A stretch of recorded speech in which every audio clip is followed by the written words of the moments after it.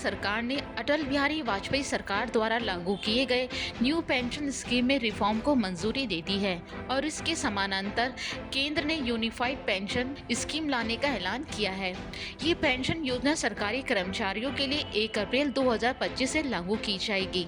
अब तक जहां कर्मचारियों को ओल्ड पेंशन स्कीम और न्यू पेंशन स्कीम में एक का चुनाव करने का मौका मिलता था, वहां अब न्यू पेंशन स्कीम और यूनिफाइड पेंशन स्कीम को चुनने का अवसर मिलेगा। लेकिन जब से केंद्र ने यूपीएस की घोषणा की है, तब से ही सरकारी कर्मचारियों की ओर से इसका विरोध किया जा रहा है और ये कहा जा रहा है अगर सरकार ने ओपीएस से छेड़छाड़ की तो वो आंदोलन करेंगे।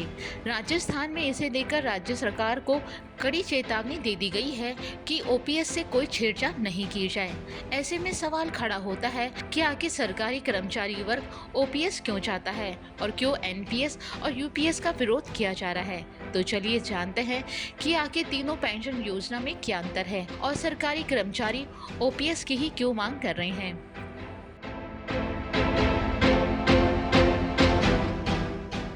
पुरानी पेंशन योजना यानी ओपीएस के तहत रिटायर्ड कर्मचारी को उनके अंतिम वेतन के 50% के बराबर पेंशन मिलती है।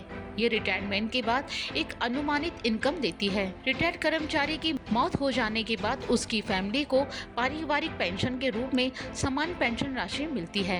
ये योजना कर्मचारियों को 20 लाख रुपए तक की ग्रेच्युटी का हकदार बनाती है, जो रिटायर्ड होने पर अतिरिक्त वित्तीय सहायता प्रदान करती है। वहीं ओपीएस के तहत सैलरी में से कोई योगदान नहीं करना होता। महंगाई भत्ते के हिसाब से डीए में बढ़ोतरी की जाती है और डीए पेंशन से जुड़ता है, जिसे हर 6 महीने पर सरकार संशोधित करती है। पुरानी पेंशन योजना यह गारंटी देती है कि केंद्र और राज्य सरकार दोनों स्तरों पर सरकारी कर्मचारियों के रिटायरमेंट पर उनके अंतिम बेसिक सैलरी का 50% पेंशन के रूप में दिया जाता है। इसमें महंगाई भत्ता यानी डीए भी शामिल है। ओपीएस की एक प्रमुख विशेषता सामान्य भविष्य निधि यानी जीपीएफ है, जहां कर्मचारी अपनी आय का एक हिस्सा योगदान करते हैं, जिसके बाद रिटायरमेंट पर ब्याज के साथ उसे वापस कर दिया जाता है। इसके अतिरिक्त ओपीएस के तहत कर्मचारी 20 लाख रुपए तक की ग्रेच्युटी भुगतान के हकदार हैं।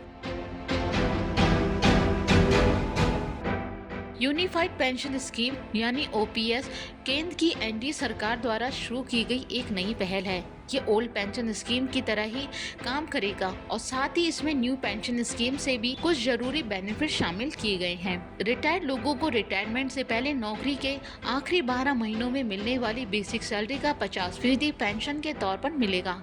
आमतौर पर इसका फायदा उन्हें ही मिलेगा जिन्होंने 25 साल की नौकरी पूरी कर ली है।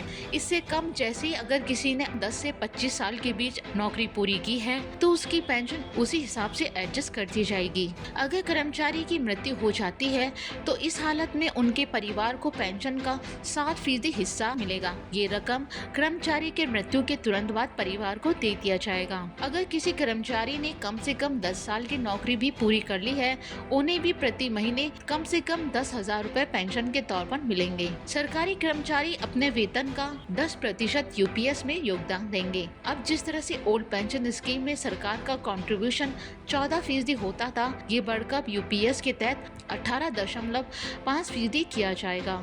यूपीएस 1 अप्रैल 2025 से लागू होने वाला है, जिसके बारे में केंद्र सरकार का कहना है इससे कर्मचारियों को और ज्यादा फाइनेंशियली सिक्योरिटी मिलेगी। न्यू पेंशन स्कीम 2004 में अटल बिहारी वाजपेयी सरकार ने लॉन्च की थी। इसे ओल्ड पेंशन स्कीम की जगह लागू करने का प्लान था, लेकिन इसका विरोध हुआ और लंबे समय से इसका विरोध हो रहा था। मसलन एमपीएस के तहत कर्मचारियों से भी पेंशन में कंट्रीब्यूशन लिया जाने लगा। इसमें और भी प्रावधान किए गए, जैसे कि पेंशन की 60% रकम आप निकाल सकते हैं और 40% रकम का संबंध कर्मचारी के सैलरी ब्रैकेट के हिसाब से टैक्स लगता है। न्यू पेंशन स्कीम के तहत मिलने वाला पेंशन कर्मचारी के नौकरी के दरमियान किए गए कंट्रीब्यूशन पर निर्भर करता है और मार्केट परफॉर्मेंस के आधार पर देने का प्रावधान है। सरकारी कर्मचारी अपने मूल और डीए का 10% योगदान करते हैं। सरकार इसमें 14% का योगदान करती है। एनपीएस में कोई भी कर्मचारी अकाउंट खोल सकता है। इसमें न्यूनतम 500 रुपए का योगदान कर सकते हैं।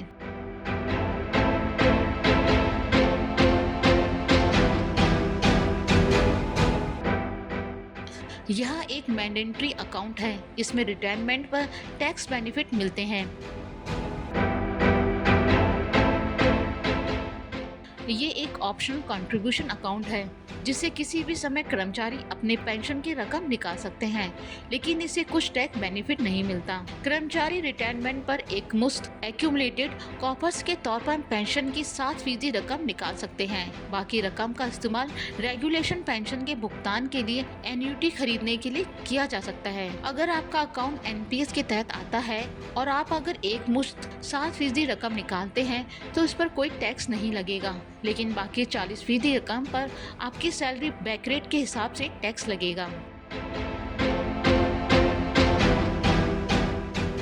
ओपीएस के तहत कर्मचारी 20 लाख रुपए तक की ग्रेजुटी पा सकते हैं, लेकिन इसमें ग्रेजुटी की रकम कम हो सकती है। हालांकि अलग से कर्मचारी के हर 6 महीने की सेवा पर मूल वेतन और महंगाई भत्ते के 10वें हिस्से के तौर पर एक मुश्त भुगतान किया जाएगा। वहीं ओपीएस के तहत सैलरी में से कोई योगदान नहीं करना होता, जबकि यूपीएस में 10% का कंट्रीब्यूशन देना होता है। ओपीएस के तहत मिलने वाली पेंशन पर कोई टैक्स नहीं देना होता। हालांकि एनपीएस और यूपीएस में टैक्स का प्रावधान किया गया है। यूपीएस केवल सरकारी कर्मचारियों के लिए है, वहीं एनपीएस सरकारी और निजी दोनों क्षेत्रों के कर्मचारियों के लिए है।